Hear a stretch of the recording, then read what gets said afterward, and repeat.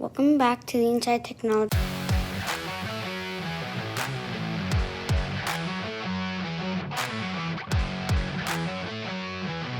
Turn this right out, and today we have a Hitachi laptop.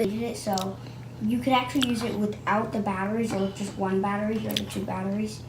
It's a pretty interesting device. So there's the RAM, and actually there's a clock battery underneath this RAM.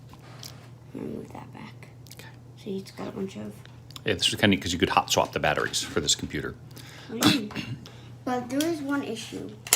So guys, this computer had a design flaw where eventually, after a time of use, the battery cells connector would actually get loose, and it's running Windows 95, or it's designed for it. But it's got a Pentium inside.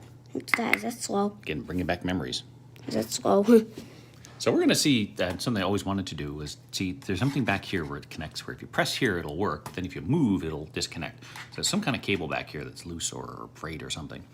So we are going to tear down. And yes, this was typically a computer that was not sold necessarily in the U.S. This is the mouse. You cannot do anything else. There's no other mouse way like there's on modern computers. So we're going to turn this over. This was a great day back when they were making computers smaller.